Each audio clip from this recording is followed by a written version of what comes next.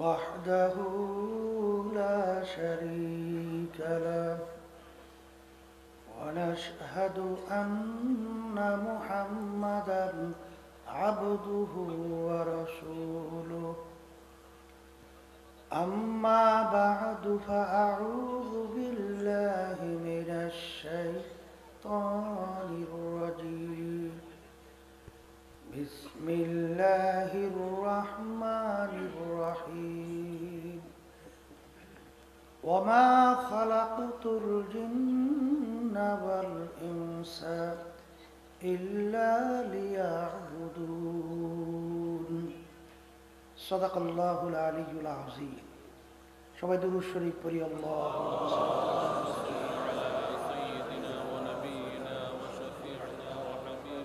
সাল্লাল্লাহু আলাইহি ওয়া আলা আলিহি ওয়া আসহাবিহি ওয়া বারাক আল্লাহুম্মা সাল্লি আলা সাইয়্যিদিনা ওয়া নাবিয়িনা ওয়া শাফি'িনা ওয়া হাবিবিনা ওয়া মাওলানা মুহাম্মদ সাল্লাল্লাহু আলাইহি ওয়া আলা আলিহি ওয়া আসহাবিহি ওয়া বারাক اللهم صل على سيدنا ونبينا وشفيعنا وحبيبنا ومولانا محمد صلى الله عليه وعلى آله وصحبه وبارك وسلم শুকরিয়া আদায় করতেছি মহান রব্বুল আলামিনের দরবারে। রব্বুল আলামিন 3 দিন ব্যাপী মাহফিলের শেষ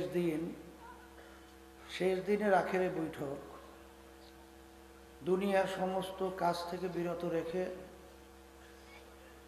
আল্লাহ রব্বুল আলামিন ফিতনা ফাসাদের যুগে আশার দিনে আলোচনা করার শোনার তৌফিক দান করলেন। শুকরিয়া তান সবাই বলি আলহামদুলিল্লাহ। অনেক লোকের কানে মাহফিলের দাওয়াত পৌঁছার পরেও অনেকের সুযোগ ছিল, ইচ্ছা করলে মাহফিলে আসতে পারত, সুযোগ থাকার পরেও আসে নাই। আবার তালাশ করলে দেখবেন বহু দূর থেকে কষ্ট স্বীকার করে আমার অনেক ভাইরা পাগলের মতো মাহফিলে ছুটে চলে আসছে। মান জাদ্দা ওয়াজাদা, যে যে জিনিস পাওয়ার জন্য চেষ্টা করে ওই জিনিসে পাইয়াও যায়। দাদাজান আব্বাজান চরমনের জমিনে শুয়ে আছেন।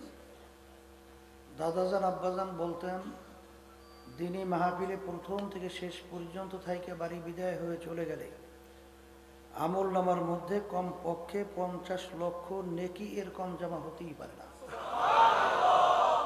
নিয়াজাদের সহি আল্লাহকে রাজি খুশির উদ্দেশ্যে মাহফিলে যারা আসছেন, রব্বুল আলামিন তাদের আমল নামার মধ্যে লক্ষ লক্ষ নেকি উদান করবে।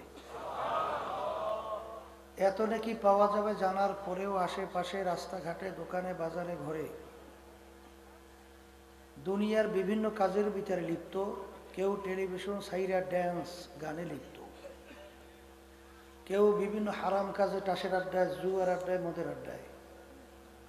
সুযোগ ছিল মাহফিলে আসতে পারত না, আসার কারণ আব্বাজান রহমাতুল্লাহি আলাই বলতেন বুঝের অভাব।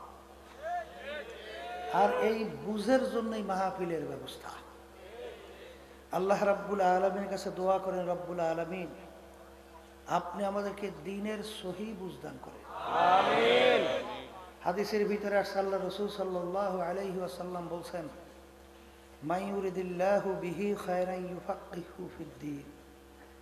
আল্লাহ যাকে ইচ্ছা করেন ভালোবাসেন, তাকে দ্বীনের সহি বুঝ দান করেন। পাশাপাশি একটা কথা মনে রাখা লাগবে, হেদায়েত কিন্তু কোনো পীরের হাতে নাই, কোনো বাবাদের হাতেও নাই, কোনো ওস্তাদদের হাতেও নাই, কোনো দলের নেতা নেত্রীর হাতেও নাই। হেদায়েত কার হাতে? আল্লাহ। অনেকে মনে করে পীরের কাছে মুরিদ হয়েছি, বাবার দরবারে আসা যাওয়া করি যথেষ্ট, পীর বা বাবা আমাকে নাজাত করে জান্নাতের ব্যবস্থা করবে। জোরে বলে নাউজুবিল্লাহ। পীর কাকে বলে এটা কিন্তু বোঝা লাগবে। পীর একটা ফার্সি শব্দ, আরবিতে বলে মুরশেদ, বাংলা অর্থ হলো পথ প্রদর্শক। যে পথ দেখাইয়া দেবে তাকেই বলা হয় পীর। ওই পথে চলা বা না চলার দায়িত্ব আপনার এবং আমার, আর মানজিল মাকসুদে পৌঁছাবার মালিক হলো আল্লাহ। তা পীরের কাজ হলো পথ দেখানো। নিজের মন গড়া কোনো পথ দেখাতে পারবে? বলেন, পারবে? না পারার কি কারণ? আল্লাহ রসুল সাল্লাল্লাহু আলাইহি ওয়াসাল্লাম প্রায় 1500 বছর আগে বলে গেছেন, তারাকতু ফিকুম আমরাইন লাম তাদিল্লু মা তামাসসাকতুম বিহিমা কিতাবাল্লাহ ওয়া সুন্নাত রাসূল। আল্লাহ রসুল সাল্লাল্লাহু আলাইহি ওয়াসাল্লাম বলছেন যে আমি তোমাদের কাছে দুইটা জিনিস রেখে গেলাম, কারণ আমি নবী তো চিরজীবন তোমাদের মাঝে থাকবো না। কয়টা জিনিস রেখে গেলাম? যদি দুইটাকে তোমরা মজবুত করে ধরতে পারো, তোমরা ধ্বংস হবে না, জাহান্নামে যাবে না। কয়টা জিনিস? দুইটা জিনিস। বলেন, একটা হলো কোরআনুল কারীম, আল্লাহর কিতাব, আর একটা হলো আল্লাহর হাবিবের হাদিস। যেই আল্লাহর বান্দাবান্দি কোরআন এবং হাদিস পুরোপুরি আঁকড়ে ধরতে পারবে, আল্লাহর ফজল করবে, ধ্বংস হবে না, গুমরা হবে না, জাহান্নামে যাবে না। কথা ঠিক কিনা? তাহলে যেই পীর, যেই মুরব্বী, যেই ওস্তাদ, যেই দল, দলের নেতা আপনাকে আমাকে কোরআন এবং হাদিস অনুযায়ী পথ দেখাবে, সেই মুরব্বী, সেই পীর, সেই দল, সেই দলের নেতা, তাদের কথা মানব। আর কোরআন এবং হাদিসের বাহিরে যদি পথ দেখায়, সে যে হোক না কেন, যদি বাপ মাও হয়, বাপ মায়ের কথা মানা যাবে না। কথা ঠিক? বর্তমান কিন্তু একদল বের হয়েছে। সেদিনকে শুনতেছিলাম, একজন আমাকে শুনাইতেছে মোবাইলে, চাঁদপুর আওলাদে রসুল দাবি করে, বাবা চেয়ারে বসা আছে, তার পাশে বসে তার সাগরে আলোচনা করতেছে বাবার গুণ কীর্তন। আলোচনা করতে করতে এক পর্যায়ে বলতেছে, নামাজ পড়ুক বা না পড়ুক, রোজা রাখুক বা না রাখুক, এক কথায় অন্যান্য যে আমলগুলো আছে আল্লাহর হাবিবের যে তরিকা অনুযায়ী যদি নাও করে, যদি আমার বাবার পা মোবারকে হাত রাখতে পারে, তাহলে আমার বাবাই তাকে নাজাত করে জান্নাতে দেবে। জোরে বলে নাউজুবিল্লাহ। কথা ঠিক না? আমরা আব্বাজান রহমতুল্লাহি আলাইকে দেখছি, সুবহানাল্লাহ, শুনছি মুরব্বীদের কাছে। দেখেন তারা কিভাবে মুজাহাদা করছে নফসের সঙ্গে। বিবাহের মজলিস, আব্বাজান রহমতুল্লাহি আলাই তিনি নওশা, নওশা বোঝেন তো, আজকের দিনের বাদশাহ। কথা বোঝেন না? দেখেন না, এর জন্য দেখবেন যে নতুন জামাই হয় তার জন্য একটা উঁচু জায়গা বানায়, দেখছেন তো? আর যত বড় মেয়েরাই হোক সব আজকে নিচে, কারণ আজকে সে হইল নওশা, আজকে হইলে সে বাদশাহ। তো এই নওশার স্টেজে বসা, শালীরা তেমন একটা বড়ও হয় নাই। শুনছি ফুলের মালা নিয়ে আসে, দুলাভাইয়ের গলায় দেবে। ওই অবস্থায় তিনি এক কথায় বের হয়ে চলে গেছে। এখন তো বড় মেয়ে আর মেয়ে বিবাহ করবে, বড় মেয়ে একটা বিরাট সামাজিকভাবে লজ্জা পাইছে না। এই সমাজের ভিতরে সে মুখ দেখার কোনো সুযোগ পাবে? শেষ পর্যন্ত তো মনে করছে বিবাহ শেষ। আর আগের যুগে বিবাহের কেস সেখানে তো মুরব্বী শুনছে, এই টুকটাক ছোট্ট একটা বিষয় বিয়ে ভাঙিয়েছিল, শেষ বিয়ে যায় পায়ে পায়ে। এখন দেখেন, আল্লাযীনা জাহাদু ফীনা লানাহদিয়ান্নাহুম সুবুলানা ওয়া ইন্নাল্লাহা লামাআল মুহসিনিন। আল্লাহ বলছেন তোমাদের জন্য আমি রাস্তা খুলবো যদি মুমিনের চরিত্র অর্জন করতে পারো। রাস্তা কে খুলবে? আল্লাহ। আল্লাহর বান্দা তো শরীয়তকে প্রতিষ্ঠা করার জন্য বের হয়ে গেছে বিবাহের মজলিসে। আল্লাহ রাব্বুল আলামিন পথ খুলে দিয়েছে। বড় মেয়ে আসছিল, খুব একটা গাড়ুর কাছে মিলল, শুনছি মুরব্বীদের কাছে, দেখছি আমরা নানা, খুব মারাত্মক। কিন্তু আল্লাহ রাব্বুল আলামিন তার দিল নরম হইয়া বরঞ্চ সবাইকে যাইয়া ধাবড়ায় আর যাইয়া উল্টা বিলে মাপ চায়, দুলাভাই মাফ করিয়ে দেন, ওরা বুঝে নেই।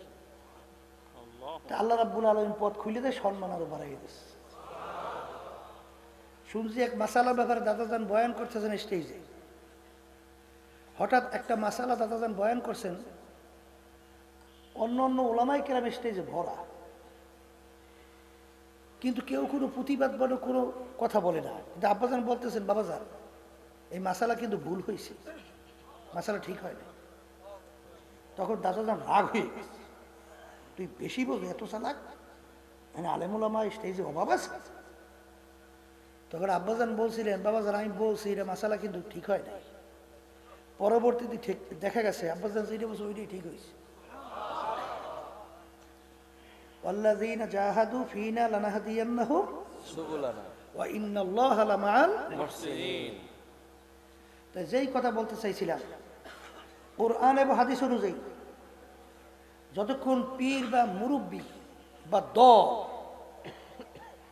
বা যে আমার বন্ধু হোক যেই হোক পথ দেখাবে, মানবো চলবো।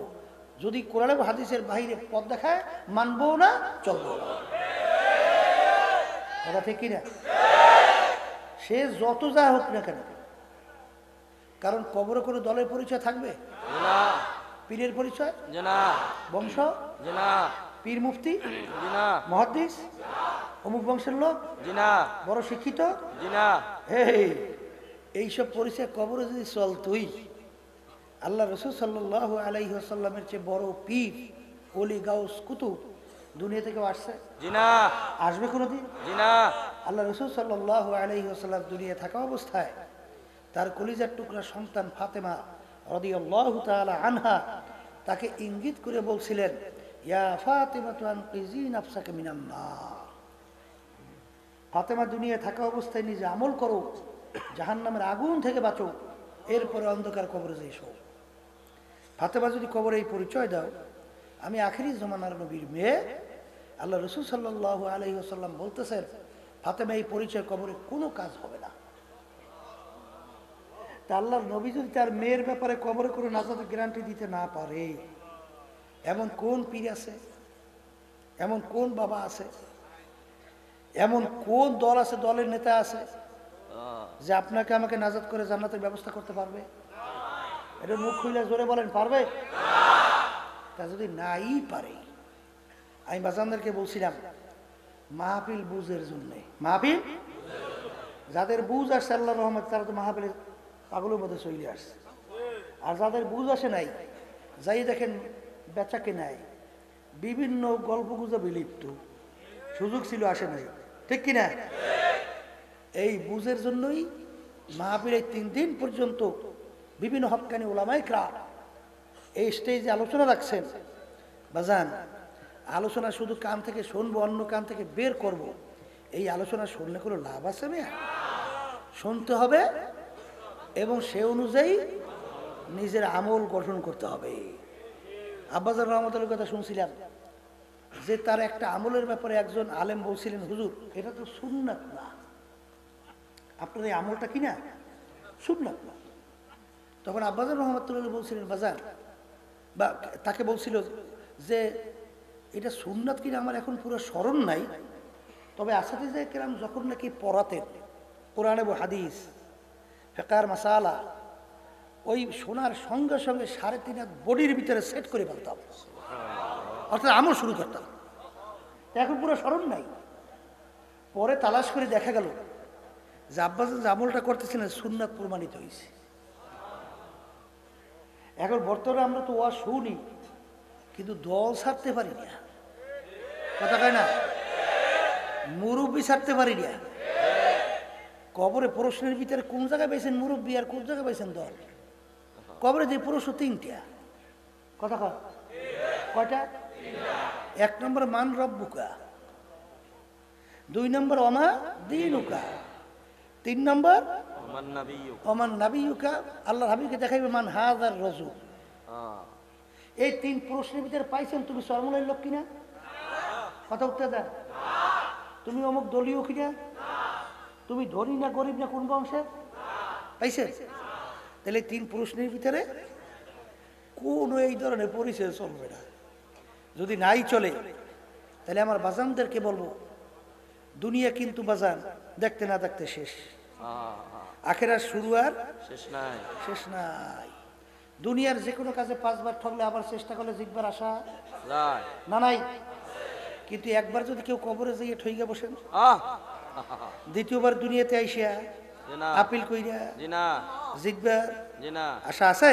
জি না ম্যাজিস্ট্রেট কোর্টে কেস করছেন, ঠইকে গেছে, আবার আপিলের সুযোগ নাই। আছে জজ কোর্ট, জজ কোর্টে ঠকছেন, এরপরে আবার আপিলের সুযোগ নাই। আছে হাইকোর্ট, হাইকোর্টে ঠকছেন, আবার আপিলের সুযোগ নাই। আছে সুপ্রিম কোর্ট সিঙ্গেল বেঞ্চ, সেখানে ঠকছেন, আবার আপিলের সুযোগ নাই। আছে সুপ্রিম কোর্ট ফুল বেঞ্চ, সেখানে ঠকছেন, আবার কোর্ট আছে না, আছে প্রেসিডেন্ট কোর্ট। এরকম ধাপ ভাই ধাপ অনেক আপিলের সুযোগ। আছে জোরে কর আছে আছে আছে আছে।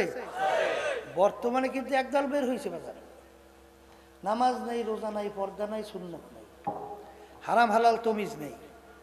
যদি বলি বাজান কোরআন এবং হাদিস অনুযায়ী এই রাস্তাটা তো বেহেশতের রাস্তা না, এরকম চলেন করেন কেন? তখন নাউজুবিল্লাহ, আল্লাহ মাফ করুক, বলতেছে বাবার কথায় যদি জাহান্নামে যাওয়া লাগে যাব।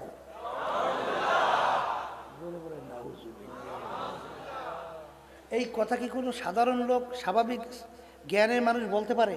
না তাহলে বললো কেন? এই জন্যই আল্লাহর ওলিরে বলছেন, থানবী রহমতুল্লাহ রাখছেন, আহা, আল্লাহর ওলিরে বলছেন, গার হাওয়া পে ওর তাহারাতো দিন তরকে সুন্নাত জুকার শয়তানগি। একটা মানুষ হাওয়ার উপর দিয়ে উইরা যায়, পানির উপর দিয়ে হাইটা চইলা যায়, ওর ভিতরে যদি সুন্নাত না থাকে, ও আল্লাহর অলি তো দূরের কথা, ও একটা শয়তানের সাগরেদ। কিসের সাগরেদ? কথা বল না। বর্তমানে কিন্তু একদল বের হইছে, সুন্নাতের ধার ধরে না, গুরুত্ব দেয় না। আছে গুরুকার না, দাড়ি সাইডে চামের মধ্যে লাগাইস। এই প্রায় ১.৫ লক্ষের কাছাকাছি সাহাবাইকেরা, একজন সাহাবী বের করতে পারবেন এক মুষ্টির উপরে দাড়ি ছাড়ছে বা কামাইছে? না বাজান বলেন, কোনো রাগারাগি নেই, ঝগড়া নাই, আছে? একজন সাহাবীর ইতিহাস পাওয়া যায় না। ঠিক কথা ঠিক? দাড়ি সম্পর্কে আল্লাহ রাসূল বলেছেন, তুলুল লিহিয়া, তোমরা দাড়িকে লম্বা করো, কাসরু শাওয়ারে, মুছকে খাটো করো। কথা ঠিক? আবার বাজানদেরকে বলবো, যারা নাকি সুন্নতের গুরুত্ব দেন না, এই আল্লাহর মহব্বত চায়, কোনোদিন সম্ভব না। লাইন কাটা, লাইন কাটা, লাইন কি বলো তা কেমন? আল্লাহ রাব্বুল আলামিন বলছেন, কুল ইন কুনতুম তুহিব্বুনাল্লাহ ফাত্তাবিউনি ইউহিব্বুকুমুল্লাহ। হে রাসূল, আপনি যারা দেন, যারা আমাকে মহব্বত করতে চায়, তারা যেন আপনার অনুসরণ, অনুকরণ, আপনাকে মহব্বত করে। তাহলে আর রসুলের অনুকরণ, অনুসরণ, রসুলের মহব্বত ছাড়া আল্লাহর মহব্বত পাওয়া যায় না। কথা ঠিক কি না? এরভাবে একই আমি বলছি না, কোনো পীর না মুফতি বলছে না, সরাসরি আল্লাহ বলছে। আল্লাহ হ্যাঁ, ডাইরেক্ট আল্লাহ বলছে। কথা ঠিক বাজান। এখন নবীর মোহাব্বত, এক শ্রেণী আমার বাজানরা আছে, মোহাব্বতে এমন ভিতরে গোলবা হালাত আসছে, যেটা আমরা বরিশালে ভাষায় কই গদ গদ, মানে একেবারে মোহাব্বতের চরম পর্যায়ে। এখন নবীর মোহাব্বতে বুক থাপড়ায়, আবার নবীর মোহাব্বতে ধৈর্য শরীর দেখো পায়। কথা ঠিক? আবার নবীর মোহাব্বতে নাম শোনা চুমা দেয়। কথা ঠিক? দেখ সুমা খারাপ না, ভালো, কিন্তু বাজার তাকাই দেখি নবীরে মহব্বত করে, কিন্তু পোশাক খ্রিস্টানদের। কি পোশাক দেখি অন্য জাতিদের। আর নিয়ম কি, যে যাকে মহব্বত করে তার রঙের জামাটাও তার কাছে গায়ে লাগাইতে ভালো লাগে। দেখেন না, শেখ মুজিবুর রহমানের মহব্বত করতে করতে মুজিব কোর্ট, না এর নাম হয়েছে মুজিব কোর্ট। মানে মহব্বতে এমন কায়দায় ঢুকছে, এখন ওই তার ওই কোর্টটা বানাইতো তার কাছে ভালো লাগে। কথা কয় না? তাই তুমি মহব্বত করো, নবীর মহব্বত করো, নবীর মহব্বতে অস্থির। তাই নবীর জামাটা তোমার গায়ে নাই কে? নবীর মোহাব্বত না, নবীর দাড়িটা তোমার মুখে নাই কেন? নবীর মোহাব্বত তোমার নবীর টুপিটা মাথায় নাই কেন? ঠিক বুঝে? হ্যাঁ, এই জন্য আমার বাজানদেরকে বলবো, মোহাব্বত অর্থ কি? নবীর নামে চিল্লাচিল্লি লাফালাফি, এই নাম মোহাব্বত? আল্লাহ রসুল বলতেছেন মোহাব্বত আমার তোমার ভিতরে আছে, বুঝবা কেমনে? আল্লাহ রসুল বলতেছেন মান আহাব্বা সুন্নতি ফাকাদ আহাব্বানি, যে নাকি আমার সুন্নাতকে মোহাব্বত করলো গোয়াকে সে আমি নবীকে মোহাব্বত করলো। কেটা কইছে? কর না আল্লাহ রসুল। তাই নবীর সুন্নাত মোহাব্বত করাই নবীর মোহাব্বত, ঠিক? আর নবীর মোহাব্বত যদি তুমি ঢুকাইতে পারো তাহলে কার মোহাব্বত পাবা? আর নবীর মোহাব্বত যদি তোমার ভিতরে ঢোকে, আল্লাহ রসুল বলতেছেন কানা মাইয়া ফিল জান্নাহ, সে আমার সঙ্গী হয়ে বেহেশতে ঢুকবে। কেনা বলছেন? আল্লাহ রসুল সাল্লাল্লাহু আলাইহি ওয়াসাল্লাম বলছেন। কথা ঠিক কিনা? এই জন্য আমার বাজানদেরকে বলবো, বর্তমানে এক শ্রেণী আমার বাবারা আছে, এরা কিন্তু অনেক অযৌক্তিক, যেটা কোনো প্রয়োজন নাই, এইটা নিয়ে এমন ঝগড়া সৃষ্টি করে সমাজে মারামারি কাটাকাটি পর্যন্ত তৈরি হয়ে যায়। কথা বল না, কার আছে না নাই? এক শ্রেণী বর্তমানে বাইরেছে আমার বাজানরা, তারা বলতেছে নবী আমার নূরের তৈরি বলে। আচ্ছা আমি একটা উদাহরণ দিই, বাংলা উদাহরণ বুঝেন?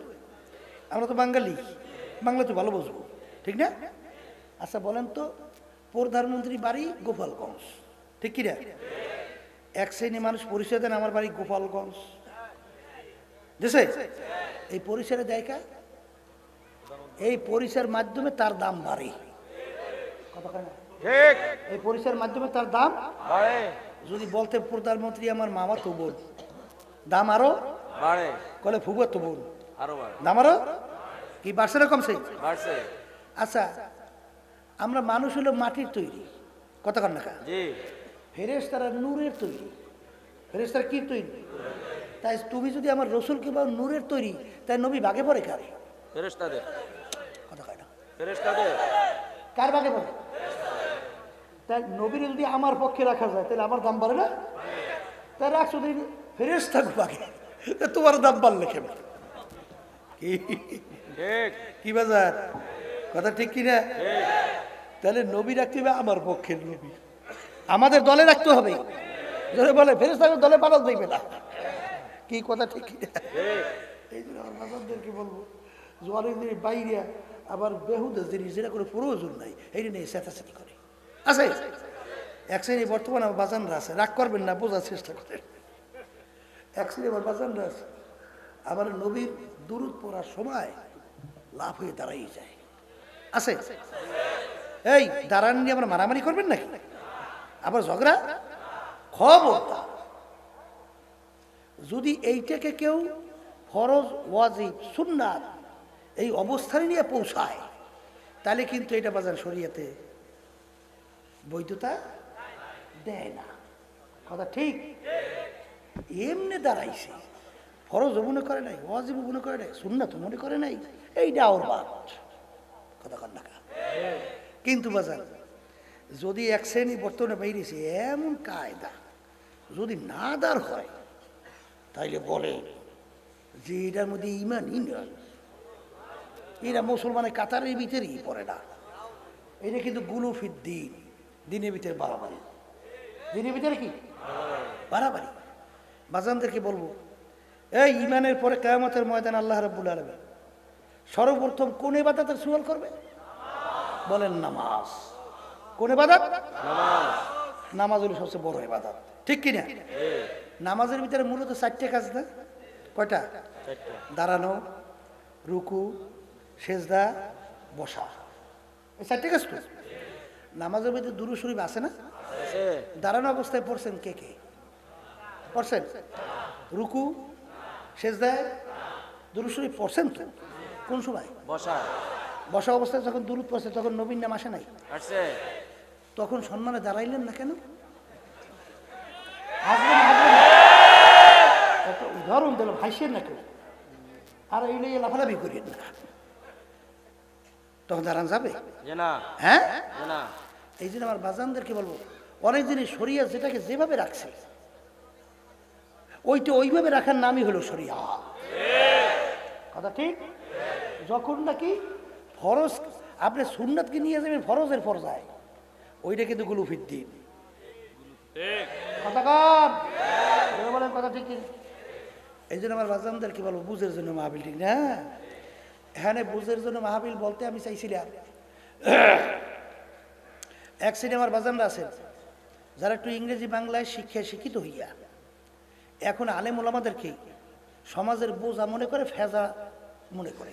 ঠিক। সমাজের ভিতরে মূল্য তো দেয় না, বরং আবার মন্তব্য করে। এদের জন্য আমাদের এই উন্নয়নে বাধা জি আছে। আছে।